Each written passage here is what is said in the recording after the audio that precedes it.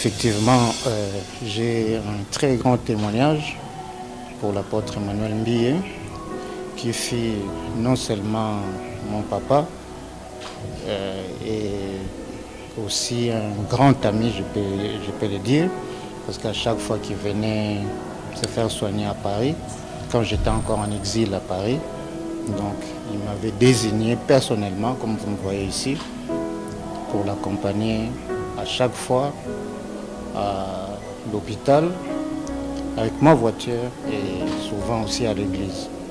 Donc il m'a trouvé à l'église Bethel de Paris à Garges-les-Gonesse et soudain un jour c'est lui-même qui m'a demandé à ce que je puisse l'accompagner à chaque mouvement qu'il faisait au niveau de Paris. Voilà, c'est tout ce que j'ai à répondre sur cette question. Excellence, excusez-nous, la RDC confère la séparation entre l'Église et l'État. Est-ce que vous pourriez nous dire, par votre présence, vous êtes envoyé spécial du chef de l'État, est-ce que vous pouvez nous donner la place qu'occupe réellement l'Église, et surtout l'Église, corps du Christ, pour l'État, bien sûr? Moi, je dirais que moi, je n'ai jamais voulu séparer l'Église et la politique. Je peux dire, selon mes convictions, Dieu lui-même, c'est un grand politicien. Parce que si vous regardez dans la Bible, si vous voyez par exemple l'histoire de Moïse et les enfants d'Israël, c'est déjà de la politique. Donc Dieu, c'est un grand politicien qu'on ne peut pas, incomparable même. Donc voilà, ça c'est ma petite vision.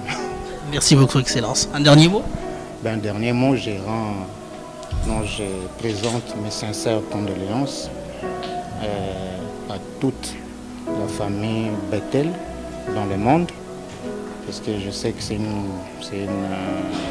très grande communauté, une très grande église dans le monde. Donc je présente toutes mes condoléances à tous les croyants de l'église Bethel et surtout à toute la communauté chrétienne au Congo.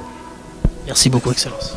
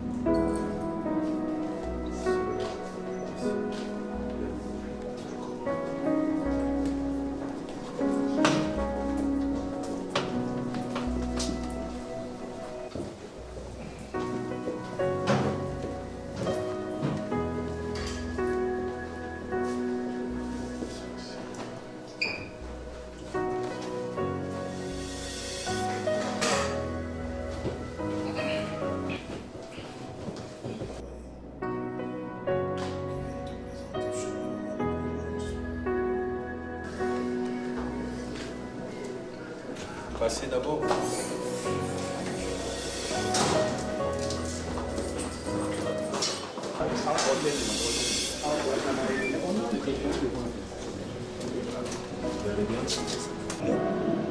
Ici, cet endroit du foyer était à l'époque des prières charismatiques. Je suis arrivé ici, j'avais 21 ans. J'ai 72 enfants. Quand je suis venu la prière charismatique, j'avais 21 ans. Et mon enfance spirituelle, je l'ai passée ici. Donc, moi, c'est un père, c'est mon père. Quel est le souvenir de ça? Il y en a trop. C'est difficile de dire tel souvenir. Moi, je suis venu sans connaître l'ABC de la parole de Dieu. Ça, c'est le plus grand souvenir que j'ai eu parce que c'était ce que j'ai appris. À aimer Dieu, à craindre Dieu, à respecter sa parole. C'est ce que j'ai appris, les valeurs chrétiennes, l'unité, la simplicité. C'est des choses qui nous enseignent et qui ont fait de moi ce que je suis aujourd'hui.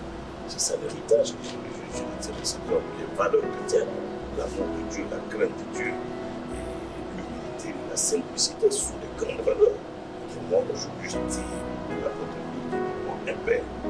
Donc pour ces grandeurs pour la communauté, tel un grandeur pour la famille, je vous raconte un grandeur pour nous qui nous considérons comme ses enfants spirituels et nous avons hérité de lui ces dons que nous avons aujourd'hui. Donc c'est un deuil pour nous, un deuil qui nous frappe aujourd'hui et très attristé, profondément attristé. Mais c'est mon deuil. Je vous en prie.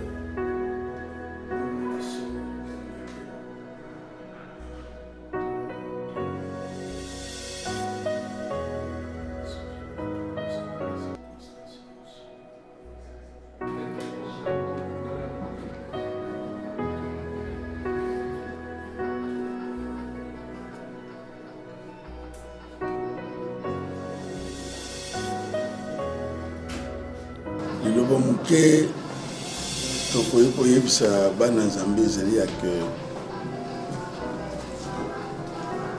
matanga eza non seulement ya Bethel mais matanga ezali ya église corps de Christ oyo lelo tozolobaki akufi azaki un grand baoba ya monene moto oyo atravaille makasi dans l'église corps de Christ. Puisque partout, la convention,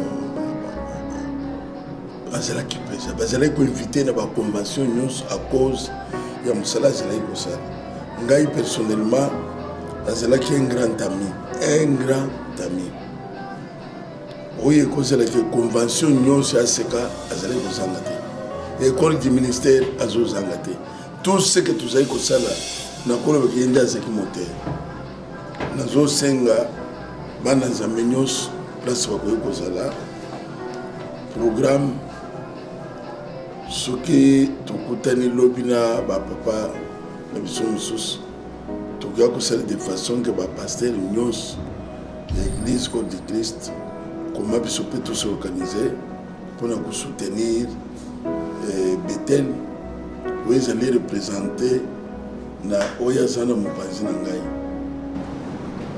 na banza ke nzambe azalaka mwana na motu te nzambe soki asali shwa na ye asali yango moto aza korepresente Bethel ye soki tosangani esili tokoya epai na ye po totelisa mpe église Corps du Christ tokanisi nini tomoni nini tosali nini donc bino nyonso place bozali boyebaki mandanga ezwi biso nyonso kolo vraiment apesa ye makasi apesa bana nyonso ya Bethel de façon toleka ngo tokenda ngo ti esila kolo pamble bino.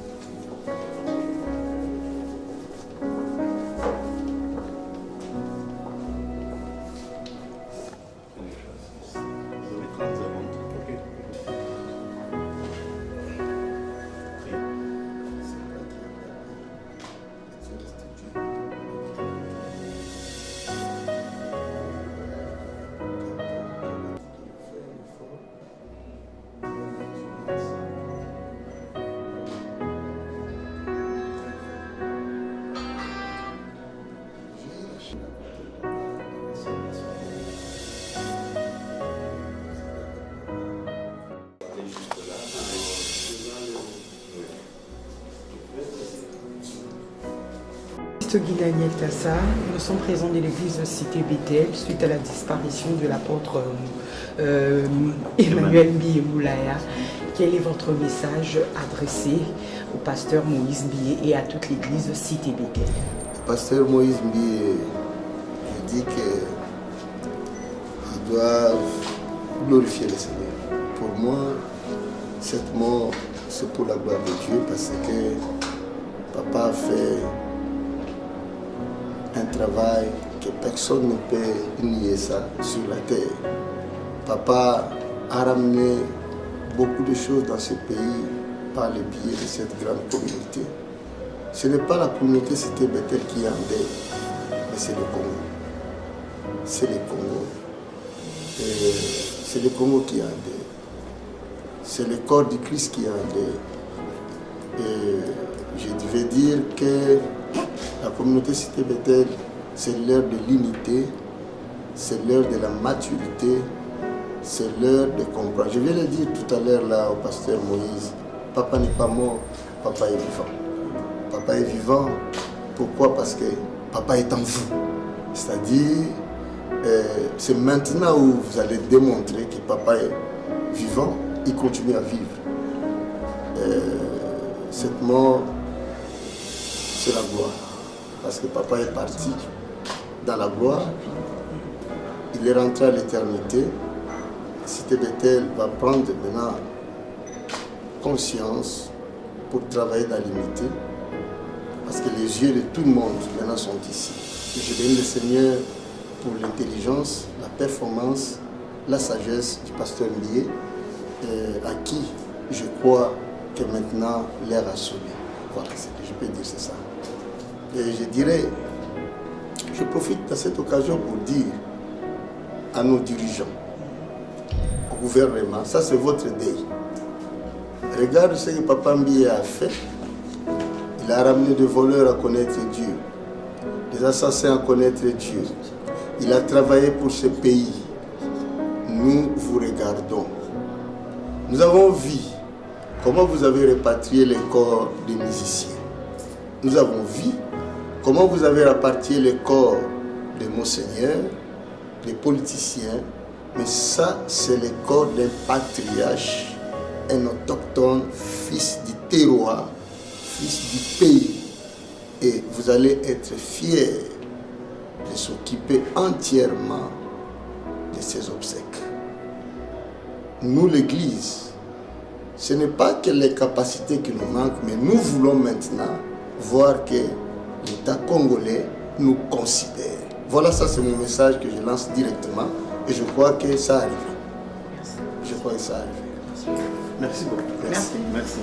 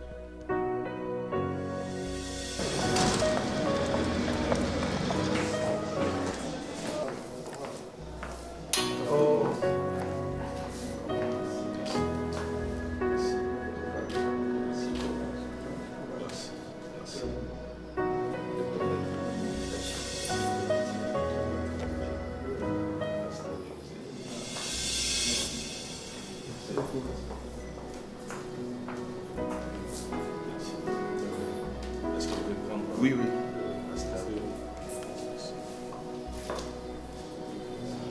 Bonjour Pasteur Vicky. Bonjour bien-aimé. Pasteur Vicky, vous savez comme moi que l'église Cité Bethel, la communauté Cité Bethel et même l'église du Congo est endeuillée. Et il vous a semblé opportun, même obligatoire, de venir présenter vos hommages aujourd'hui? Oui, effectivement, c'est la chose essentielle qui devait être faite. Parce que celui qui est parti n'est pas n'importe qui. C'est un des généraux dans le corps du Christ, un grand apôtre de Dieu, un pilier dans l'Église et c'était important pour nous de passer. Et vous êtes pasteur vous-même et vous venez de le dire que c'était un généraux de la foi. Et ma deuxième question, c'est celle de savoir, est-ce que vous-même avez été impacté par son ministère? Gloire au Seigneur. Bon, il faut déjà dire que dans la petite histoire, mon père, l'apôtre Hubert Dissachi, m'a déjà parlé de l'apôtre Mbié. Donc à leur niveau des pères, vous voyez, il y avait déjà un peu ces contacts-là. Et je bénis Dieu vraiment pour l'apôtre Mbié que Dieu a repris. Et nous croyons qu'après lui, l'esprit du Père, qui est le meilleur héritage, sera répandu et les choses évolueront très bien. Merci pasteur. Moi j'ai une dernière question. L'apôtre a servi Dieu pendant 40 ans. Est-ce que vous y voyez, vous, une certaine signe de fidélité de Dieu, ou encore mieux, de la force et de la présence de Dieu dans un ministère? Vous-même, est-ce que c'est un modèle pour vous? Est-ce que c'est un modèle d'exemple pour votre ministère? Parce que vous êtes jeune. Gloire à Dieu. En voyant les parcours de l'apôtre, on voit la grâce de Dieu, la fidélité de Dieu, la grandeur de Dieu. Et il est une grande bénédiction pour le corps du Christ. Il est une très grande bénédiction pour nous. Et vraiment, nous bénissons Dieu. Et j'ai aussi la ferme assurance que sa mission était finie. Et le Seigneur a décidé de reprendre son rôle parce que la mission était finie. Ce n'est pas vraiment un deuil, c'est plutôt une célébration. C'est une célébration, c'est une joie parce que la mission est finie. Et le Seigneur a décidé de reprendre son rôle. Et nous bénissons Dieu pour cela. Merci, pasteur. Merci.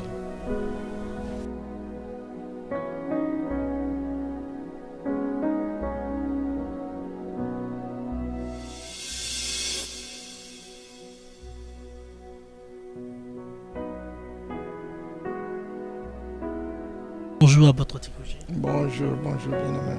Apôtre, la communauté Cité Bethel, je dois dire l'église du Congo, vient de perdre quelqu'un d'important. En botanique, on nous a appris qu'un petit brindille est important pour la survie d'une espèce. Mais qu'en est-il d'un grand arbre, un si grand arbre comme un baobab?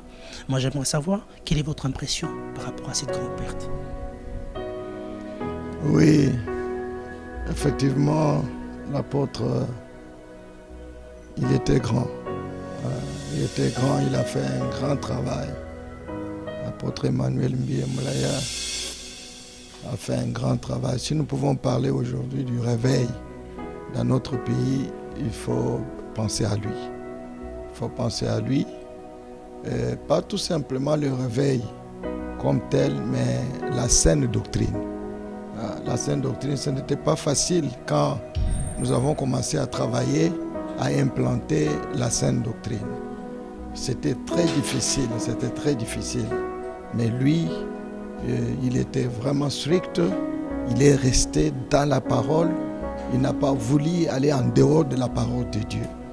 Nous l'avons vu monter et descendre et nous l'avons beaucoup apprécié, nous avons vécu ensemble avec lui, nous avons discuté ensemble et c'était un envoyé de Dieu, un homme que Dieu avait appelé pour que l'église de réveil existe vraiment dans ce pays.